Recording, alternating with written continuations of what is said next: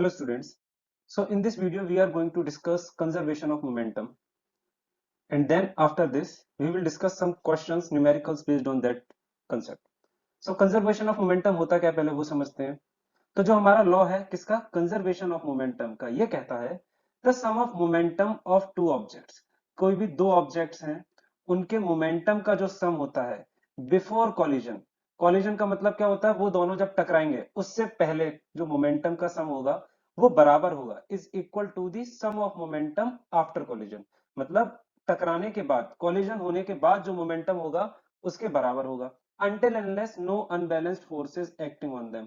मतलब कि एक्सटर्नली कोई और फोर्स ना लग रहा हो. इसके बारे में भी मैं बताऊंगा. इसका मतलब क्या हुआ, इसका मतलब है जो किसी भी सिस्टम का जो टोटल मोमेंटम होता है किसी भी दो ऑब्जेक्ट्स का, वो कैसा रहता है, कंजर्व रहता है, कांस्टेंट रहता है. ठीक है, इसे जरा समझते हैं वो क्या कहना चाह रहे हैं. लेट से दो ऑब्जेक्ट्स हमारे पास, ऑब्जेक्ट ए और ऑब्जेक्ट बी. दोनों ऑब्जेक्ट का मास क्या है, ऑब्जेक्ट ए का मास है एम ए, ऑब्जेक्ट बी का मास है एम बी. ठीक है, object A U A velocity से चल रहा है और object B U B velocity से चल रहा है. अब लेट से यू ए जो है, मतलब कि velocity of A is greater than velocity of B. इसका मतलब क्या हुआ, ए की वेलोसिटी ज्यादा है बी से, तो वो क्या करेगा, वो धीरे धीरे आगे आएगा और बी से टकरा जाएगा. तो ये जो सिचुएशन है हमारी, ये सिचुएशन कब की है, बिफोर कॉलिजन है. ठीक है, मतलब टकराने से पहले की सिचुएशन है हमारे पास. अब ड्यूरिंग कॉलिजन क्या होगा, जैसे ही ए बी से टकराएगा तो ए बी पे कुछ फोर्स लगाएगा, जिसे हमने कहा एफ ए बी. ए ने बी पे फोर्स लगाया है, ए बी का मतलब है ए ने फोर्स लगाया है, किस पे लगाया है, बी पे. सिमिलरली, क्योंकि हमने क्या पढ़ा है, न्यूटन्स थर्ड लॉ, और न्यूटन्स थर्ड लॉ में क्या बताया गया है, every action has equal and opposite reaction. That means A ने अगर बी पे फोर्स लगाया है तो बी भी ए पे फोर्स लगाएगा उतने ही मैग्नीट्यूड का. मतलब बी भी फोर्स लगाएगा ए पे, एफ, उस फोर्स का नाम दिया हमने एफ बी ए. अब जब ये दोनों टकराएंगे तो इन दोनों की एनर्जी के अंदर कुछ चेंज आएगा. ठीक है, इन दोनों की वेलोसिटीज में कुछ चेंज आएगा. तो ये जो सिचुएशन थी ये हमारी थी ड्यूरिंग कॉलिजन. ठीक है, टकराने के दौरान क्या रहा. अब जैसे ही टकराए, इन दोनों की वेलोसिटी में चेंज हुआ, तो आफ्टर कॉलिजन, कॉलिजन होने के बाद क्या होगा, तो आफ्टर कॉलिजन जो ए की वेलोसिटी है वो चेंज हो जाएगी, यू ए की जगह वो क्या हो जाएगी, वी ए हो जाएगी. सिमिलरली बी की जो वेलोसिटी है वो क्या हो जाएगी, चेंज हो जाएगी, यू बी से वो किस में कन्वर्ट हो जाएगी, वी बी में कन्वर्ट हो जाएगी. ऐसा क्यों हुआ, आप समझ सकते हैं, जब दो ऑब्जेक्ट एक दूसरे पर फोर्स लगाएंगे, एक दूसरे से टकराएंगे, तो कुछ ना कुछ एनर्जी का ट्रांसफर होगा, और इसी एनर्जी के ट्रांसफर की वजह से इनकी जो वेलोसिटी है वो क्या हो गई है, चेंज हो गई. तो आप ये पूरी थ्योरी लिख लीजिएगा अपने आप कि let an object A of mass M A travelling with a velocity U A and object B of mass M B travelling with a velocity U B. So if UA is greater than UB, then they will collide with each other. For they will collide with each other for time t. ठीक है, ये जो collision होगा, ये जो टकराएंगे, ये कितनी देर के मोमेंट के लिए टकराएंगे, टी टाइम के लिए टकराएंगे. ठीक है, तो अब न्यूटन्स थर्ड लॉ क्या कहता है, थर्ड लॉ कहता है कि every action has equal and opposite reaction. मतलब कि, मतलब जितना फोर्स ए बी पे लगाएगा वो बराबर होगा किसके, उतना ही फोर्स बी ए पे लगाएगा, लेकिन दोनों का डायरेक्शन चेंज है इसलिए नेगेटिव साइन आ जाएगा. ये चीज आप समझ पा रहे हैं ना. अब एक एक करके हम जरा इस फोर्सेस की वैल्यू निकाल लेते हैं क्या है. तो भाई फोर्स की वैल्यू क्या होती है, as we already know, force is mass into acceleration. ठीक है, तो एफ ए बी क्या होगा, एफ ए बी होगा mass of A into acceleration of A. अब ए में कितना एसिलरेशन हुआ, तो भाई आप सबको पता है एसिलरेशन क्या होता है, change in velocity upon time taken. ठीक है, वेलोसिटी में कितना चेंज हुआ और उसमें टाइम कितना लगा. ठीक है, तो वेलोसिटी में चेंज कितना हुआ, हम हमेशा चेंज निकालते हैं फाइनल माइनस इनिशियल. तो फाइनल वेलोसिटी क्या है, we A, minus initial velocity क्या है, यू ए, अपॉन टाइम कितना लगा, टी. ठीक है, आगे सिमिलरली इसी तरीके से एफ बी ए कितना होगा, तो एफ बी ए की वैल्यू होगी mass of P into acceleration of B. और बी में एसिलरेशन कितना आया है भाई, जितनी उनकी वेलोसिटी में चेंज आया है अपॉन टाइम का कितना अंतर आया, टाइम में कितना चेंज आया। अब वेलोसिटी में चेंज क्या है, फाइनल माइनस इनिशियल वेलोसिटी, मतलब फाइनल वेलोसिटी हो गई बी की V B minus V A minus U B upon time कितना लगा, टी टाइम लगा। अब according to third law of motion F A B किसके बराबर है, माइनस एफ बी ए के। तो वैल्यू पुट कर देते हैं दोनों की। एफ ए बी की वैल्यू है mass of A into V A minus U A upon T बराबर है किसके, मास ऑफ बी, माइनस का sign, mass of B into V B minus U B upon T. ये T से T cancel out हो जाएगा, तो आपके पास क्या बचेगा, एम ए। मैं अब इस ब्रैकेट को ओपन कर रहा हूं, एक बार एम ए का मल्टीप्लाई वी ए से, फिर एक बार एम ए का मल्टीप्लाई वी यू ए से, तो ये हो जाएगा M A V A minus M A U A. ये किसके बराबर है, ये बराबर है माइनस का M B V B plus, ये देखो ये माइनस का साइन इस अंदर वाले माइनस से मल्टीप्लाई होगा तो माइनस माइनस प्लस हो जाएगा, तो इसलिए मैंने प्लस लिया यहां पे एम बी यू बी। ठीक है, अब इसे अरेंज कर लेते हैं। ठीक है, तो अरेंज कैसे करेंगे, इस वाले टर्म को इधर ले आते हैं और इस वाले टर्म को इधर भेज देते हैं, तो हमारा हो जाएगा एम ए वी ए, तो हमारा हो जाएगा M A V A plus M B V B बराबर है M A U A plus M B U B. या फिर इसे वाइस वर्सा भी लिख सकते हैं, वाइस वर्सा मतलब यू वाले टर्म्स पहले लिख दिए जाएं और वी वाले टर्म्स बाद में लिख दिए जाएं। कहने का मतलब है M A U A plus M B U B is equal to M A V A plus M B V B. अब ये क्या हुआ, एम ए यू ए और एम बी यू बी क्या है, ये है momentum, momentum of A before collision, और ये क्या है, ये है momentum of B before collision, of B before collision. और ये किसके बराबर है, ये बराबर है सम ऑफ मोमेंटम, और ये किसके बराबर है, ये है momentum of A after collision, और ये है momentum of B after collision. मतलब आपने क्या सीखा, या इस चीज से क्या सीखा, मतलब आपने क्या जाना कि जो मोमेंटम जो होता है वो कैसा रहता है, कंजर्व रहता है। कॉलिजन से पहले जो मोमेंटम का सम होता है वही कॉलिजन के मोमेंट कॉलिज, तो मतलब आपने क्या सीखा, आपने सीखा कि कॉलिजन से पहले किसी भी सिस्टम का या दो ऑब्जेक्ट का जो मोमेंटम का सम है वो बराबर होता है कॉलिजन के बाद जो उनके मोमेंटम का सम होता है। ठीक है, इसी पूरी डेरिवेशन को क्या बोलते हैं, कंजर्वेशन ऑफ मोमेंटम की डेरिवेशन। आपको क्या याद रखना है, बस इतना याद हमेशा रहना चाहिए कि अगर कोई भी एक्सटर्नल फोर्स बाहर से अलग से कोई फोर्स नहीं लग रहा है तो ऑब्जेक्ट का जो मोमेंटम होता है वो हमेशा कंजर्व रहता है। अब इसका यूज कहां किया जाता है, प्रैक्टिकल यूज कहां है, तो वो हमें मिलेगा रिकॉइल वेलोसिटी फाइंड करने में। चलो इसे सॉल्व करके देखते हैं कुछ एग्जांपल जिससे आपको प्रैक्टिकल अप्रोच भी मिले। जैसा कि मैंने आपको बताया रिकॉइल वेलोसिटी ऑफ गन, मतलब जब हम किसी भी गन से बुलेट को फायर करते हैं, ठीक है, तो उस बुलेट पे, तो वो बुलेट जब आगे की तरफ जाती है तो वो वापस से पीछे की तरफ एक फोर्स लगा के जाती है, और ये फोर्स लगने की वजह से जो बुलेट जो गन है वो पीछे की तरफ मूव करती है, जिसे हम क्या बोलते हैं, रिकॉइल बोलते हैं। आपने नोटिस किया होगा कभी भी अगर गन चलाई हो, एयर गन मेले में चलाई हो, तो जब हम बंदूक चलाते हैं तो पीछे की तरफ एक झटका लगता है, उस झटके को ही क्या बोला जाता है, रिकॉइल बोला जाता है। ठीक है, अब वो कितनी वेलोसिटी से लगेगा वो हम लोगों को फाइंड करनी है रिकॉइल वेलोसिटी में। तो एग्जांपल है कि एक बुलेट है जिसका मास 10 ग्राम है, ठीक है, और वो फायर करी गई है किससे, एक गन से जिसका मास कितना है, 6 केजी।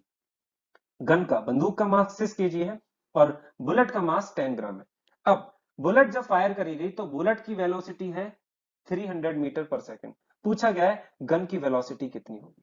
ठीक है, तो हम लोगों को पता है according to the conservation of momentum, जो बुलेट का मोमेंटम है वो किसके बराबर होगा, गन के मोमेंटम के बराबर होगा।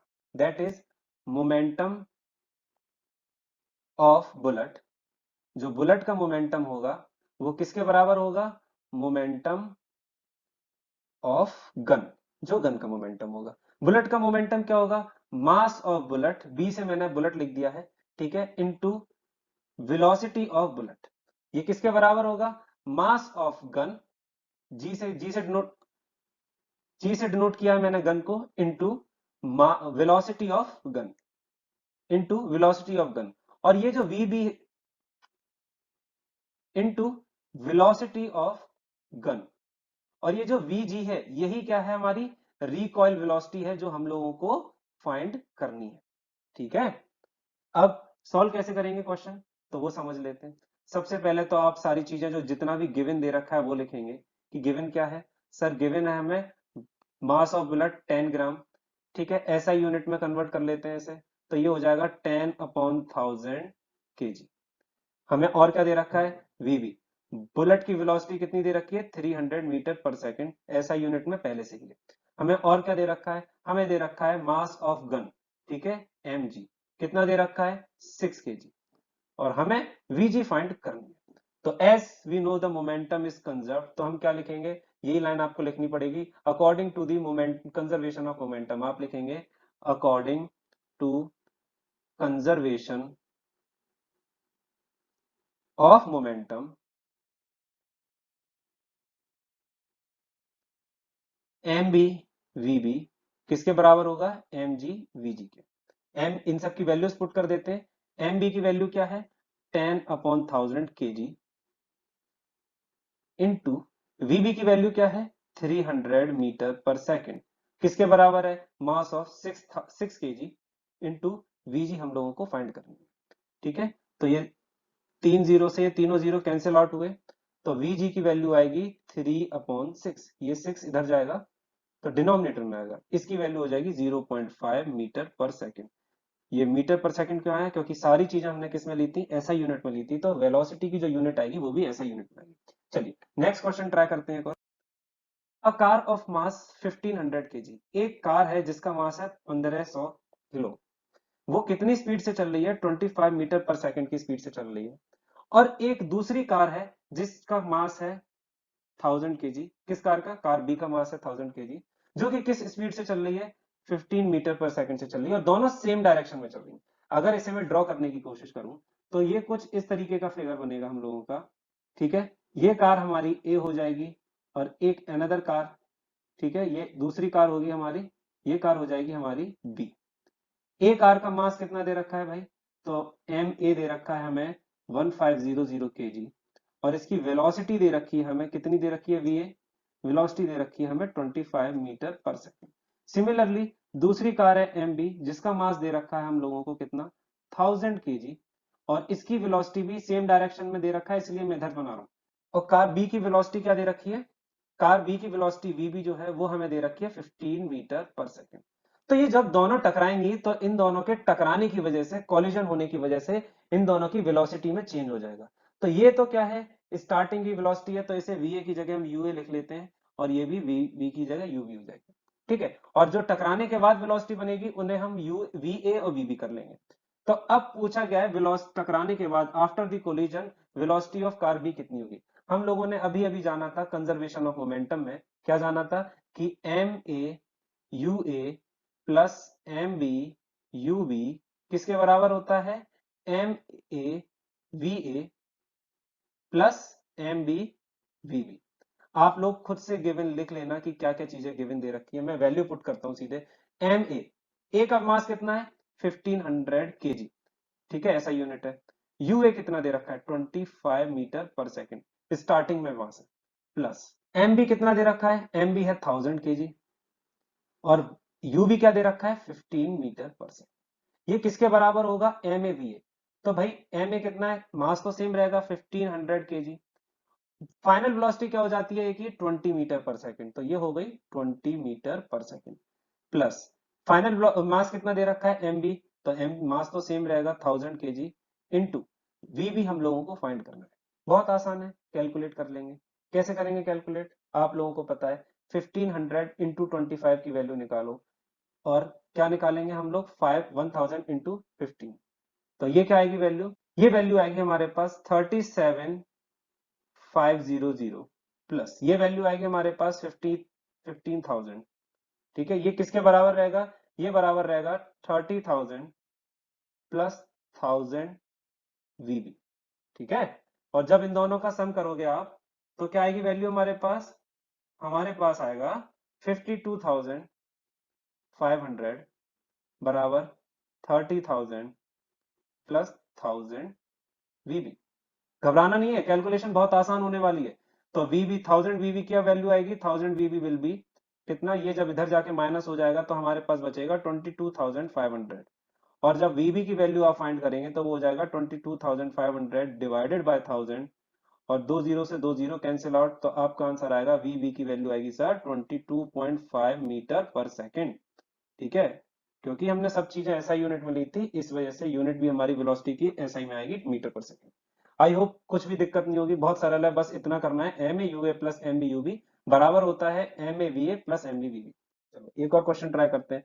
अब बुलेट ऑफ मास 10 ग्राम, एक बुलेट है जिसका मास है 10 ग्राम, ये किस वेलोसिटी से चल रही है, 400 मीटर पर सेकंड की। तो मैं बुलेट को ड्रॉ कर लेता हूं, तो भाई ये बुलेट है हमारी, ठीक है, जिसका मास कितना है, इसका मास है, मैं इसे एम बी लिख लेता हूं, कितना मास है 10 ग्राम, और ये किस वेलोसिटी से चल रही है, 400 मीटर पर सेकंड।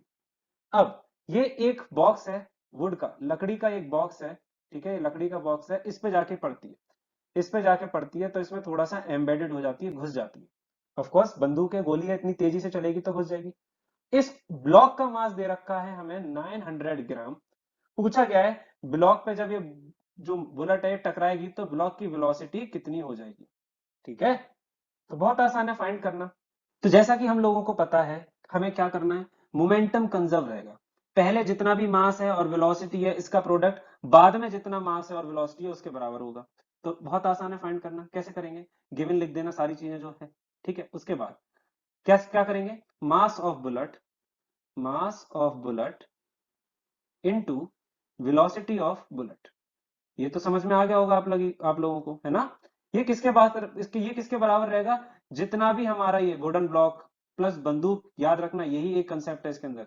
ये जो बुलेट की गोली है ये इसमें फंस गई है, एम्बेडेड हो गई है, तो मास of bullet plus mass of wooden block, याद रखना यही एक कंसेप्ट है इसके अंदर, किसके बराबर हो जाएगा, मल्टीप्लाई किसके, वेलोसिटी ऑफ ब्लॉक। ऐसा क्यों किया मैंने, दोनों का मास ऐड क्यों किया, क्योंकि जब आपको पता है ये बंदूक जो बुलेट है इस बॉक्स से टकराएगी, इसमें एम्बेडेड हो जाएगी, तो इसका भी मास ब्लॉक में ऐड हो जाएगा। ठीक है, तो पहले मास कितना है 10 ग्राम है, इसे 1000 से डिवाइड कर लेते हैं, क्यों, क्योंकि केजी में कर लिया। ठीक है, आगे वेलोसिटी कितनी है 400 मीटर पर सेकेंड, ये किसके बराबर होगा, वुडन ब्लॉक का मास है 900 ग्राम प्लस 10 ग्राम किसका है, इस बुलेट का है, अपॉन 1000, 1000 से डिवाइड क्यों किया है, केजी में करने के लिए, और हमें ये वेलोसिटी ऑफ ब्लॉक निकालनी है। ठीक है, अब क्या करेंगे सर, ये 1000 से 1000 कैंसिल आउट हो जाएगा, डिनोमिनेटर है, हमारे पास बचेगा 4000 बराबर किसके, 910 इंटू वीबी, और वीबी की वैल्यू क्या आएगी, वीबी की वैल्यू आएगी 4000 अपॉन 910। ठीक है, और ये जब आप एक जीरो से जीरो कैंसिल आउट, तो आपका आंसर होगा 400 अपॉन 91, जिसकी वैल्यू करीब करीब आपकी एवरेज आएगा 4.4 मीटर पर सेकेंड। ठीक है, इसे सॉल्व कर लेना, बहुत आसान है, अगर वीडियो समझना है तो उसे दोबारा देखना। कंसेप्ट याद रखना, जब ऐसा केस होगा कि कोई भी ऑब्जेक्ट फ्री है तो उसमें वो ऑब्जेक्ट ऐड हो जाता है, उसका मास ऐड हो जाता है, क्यों, क्योंकि बुलेट इसमें घुस गई, एम्बेडेड हो गई। आखिरी क्वेश्चन और ट्राई करते हैं, दोबारा से वही क्वेश्चन है, एक बुलेट है जिसका जिसका मास है 10 ग्राम, तो इस बार मैं साथ के साथ लिखता जा रहा हूं, गिवन बुलेट का mass of bullet M B लिख देता हूं 10 ग्राम, और वेलोसिटी क्या है इस बुलेट की, वेलोसिटी है 200 मीटर पर सेकेंड। ये एक 2 केजी का टारगेट है, ये बंदूक की गोली है, बुलेट है मेरी, ठीक है, ये इधर मूव करती है, और एक कोई टारगेट है, कोई चीज है जिसका मास कितना है 2 केजी, इसमें जाके एम्बेडेड हो जाती है, टकरा जाती है। लिखा है ना इसमें, क्वेश्चन में ध्यान से सुनना, हमेशा लिखा होगा एम्बेडेड हो गई इसके अंदर, ठीक है।